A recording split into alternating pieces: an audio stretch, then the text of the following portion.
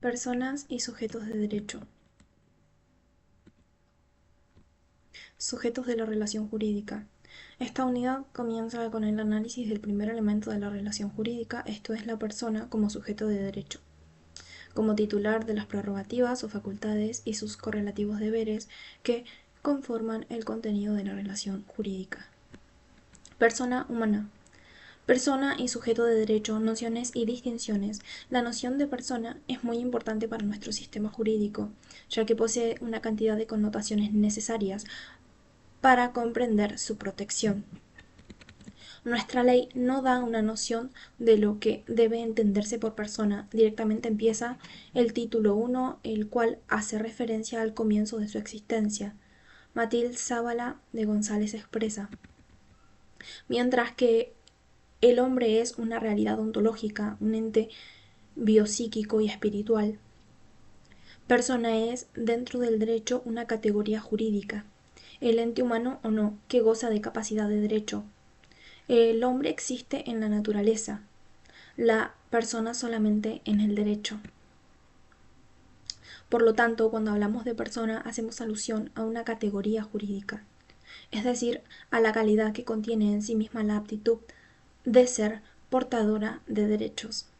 Así, se puede deducir que la palabra persona hace referencia a la personalidad jurídica, la investidura jurídica de la que goza el sujeto, a la aptitud o la disposición potencial para tener derechos, adquirirlos y ser sujeto activo o pasivo de las relaciones jurídicas. Por su parte, hombre hace referencia al sustrato o soporte biológico de las personas humanas, que, para ser protegido, necesita de esa personalidad jurídica.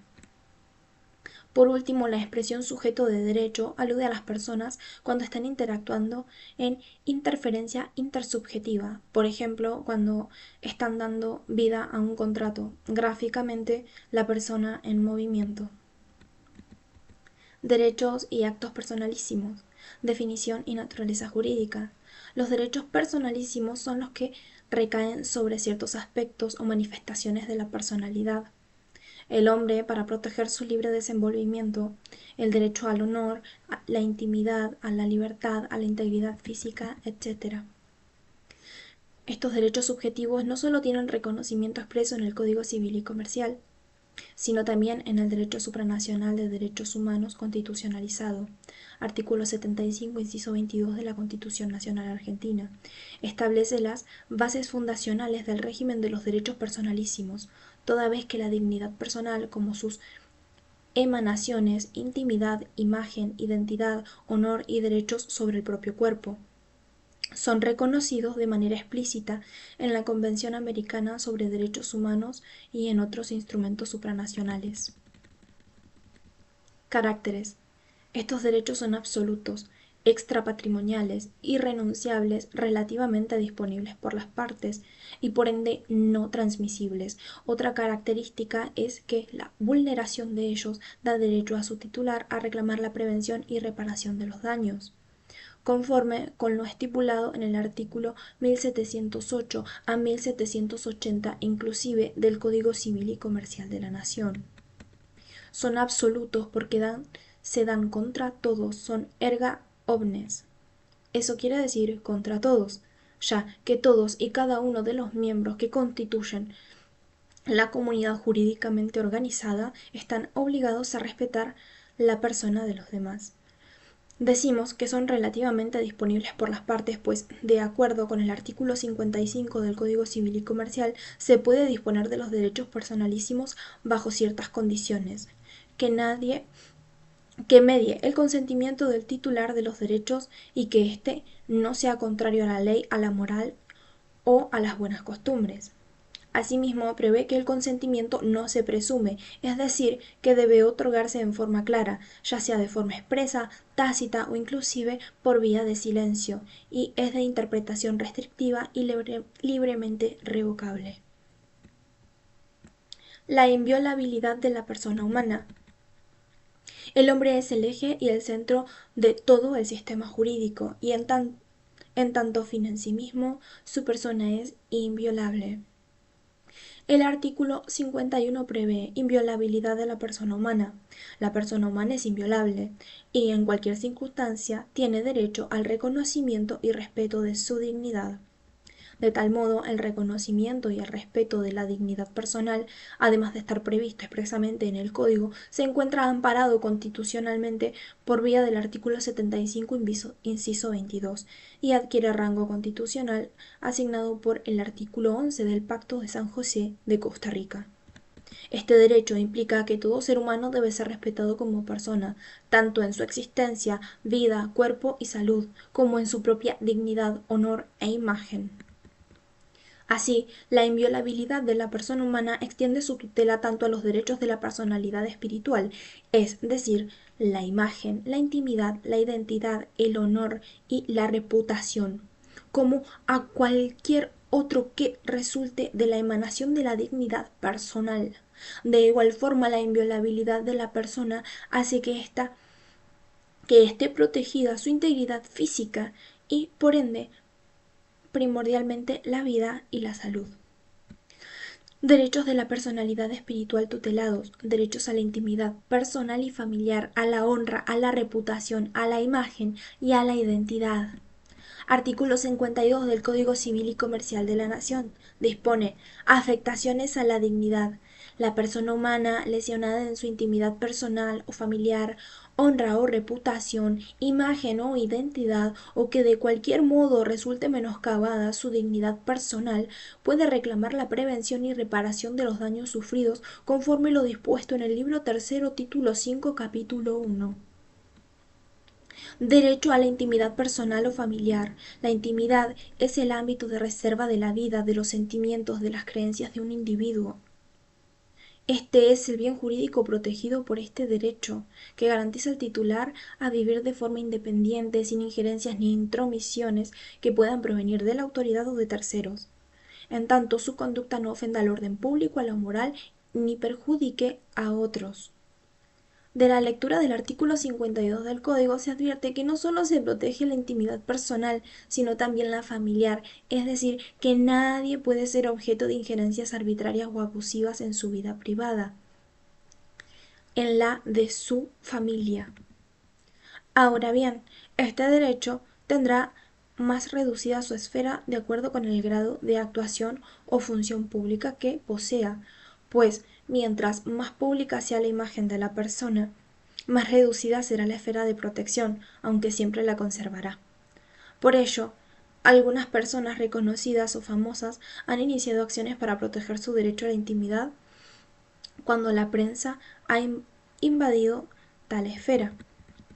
Derecho a la honra o a la reputación. Este derecho comprende dos aspectos. Por un lado, el honor en sentido objetivo, que es la valoración que otros hacen de la personalidad, el buen nombre o reputación, el aprecio de terceros. En sentido subjetivo es la autoevaluación, el íntimo sentimiento que cada persona tiene de la propia dignidad y la de su familia. La vulneración al honor da lugar a la posibilidad de interponer acciones penales, como la injuria y la calumnia. La injuria procede cuando alguien afecta el honor de una persona con dichos que la degradan. La calumnia consiste en la falsa imputación de un delito. Derecho a la imagen. El artículo 53 del Código Civil y Comercial establece derecho a la imagen para captar o reproducir la imagen o la voz de una persona o de cualquier modo que se haga es necesario su consentimiento, excepto en los siguientes casos: que la persona participe en actos públicos, que exista un interés científico, cultural u educacional prioritario y se tomen las precauciones suficientes para evitar un daño innecesario, que se trate del ejercicio regular de un derecho propio de informar sobre acontecimientos de interés general. En caso de personas fallecidas, pueden prestar el consentimiento sus herederos o el designado por el causante en una disposición de última voluntad. Si hay desacuerdo entre herederos de un mismo grado, resuelve el juez. Pasado 20 años desde la muerte, la reproducción no ofensiva es libre. El derecho a la propia imagen es el derecho personalísimo que protege la imagen, entendida esta en sentido amplio, de una persona física, ya que permite a su titular oponerse a su imagen o a su voz que sean reproducidas, captadas o publicadas por cualquier medio sin su consentimiento. Este derecho goza del amparo constitucional, ya sea como un aspecto del derecho a la privacidad, artículo 19 de la Constitución Nacional, o bien como un derecho autónomo, implícito, en el artículo 33 de la Constitución Nacional. A esto se le suma su recepción por vía del artículo 75, inciso 22, que otorga rango constitucional a diversos instrumentos internacionales, entre las que se encuentra el Pacto de San José de Costa Rica, artículo 11.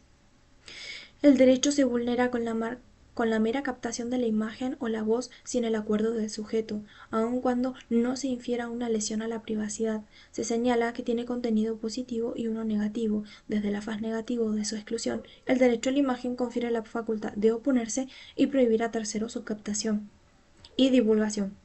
Desde su faz positiva permite a su titular ceder su uso y explotación incluso a título oneroso.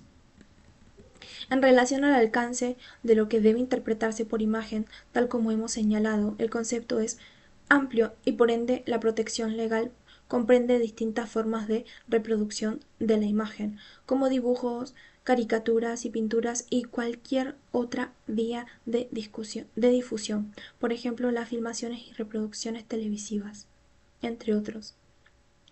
La regla de la exigibilidad del consentimiento para obtener o difundir la imagen o la voz de una persona, carácter disponible de este derecho. Dicha conformidad no se presume, es de interpretación restrictiva y libremente revocable. Sin embargo, el precepto precedente señala tres excepciones a la exigencia del consentimiento: que la persona participe en actos públicos, es decir, en inauguraciones, desfiles, cortejos fúnebres de hombres célebres, ceremonias oficiales, etc. Que exista un interés científico, cultural o educacional prioritario, siempre que no resulte ofensiva y que se tomen las precauciones suficientes para evitar un daño innecesario. Por ejemplo, evitar la identificación de la persona en ilustraciones en revistas médicas. Que se trate de informar sobre acontecimientos de interés general, es decir, que haya un afán colectivo en la información, ya sea porque la imagen se vincula con la actividad profesional o pública del sujeto o presenta cierta relevancia pública, o cuando su difusión se hace para verificar o refutar aspectos de la vida privada que voluntariamente la persona involucrada ha expuesto al público. Respecto de las personas fallecidas, la norma dispone que el consentimiento puede ser prestado por sus herederos o por quien hubiera sido designado por el causante del efecto en una disposición de última voluntad. En caso de desacuerdo entre los herederos, lo resolverá la autoridad judicial. Ahora bien, pasados 20 años desde la muerte, la reproducción es libre, en tanto no resulte ofensiva. De tal manera, incluso antes de transcurrido tal lapso legal, si no se existiese ninguna de las personas que por ley deben prestar su consentimiento, la imagen podría ser reproducida. Derecho a la identidad. Este derecho implica que cada persona sea ella misma, que pueda distinguirse sobre la base de sus atributos y sus propias cualidades personales, la que te hacen distinto de las otras personas. Este derecho comprende tanto la identidad biológica como la identidad lo cual está regulado por la Ley 26.743.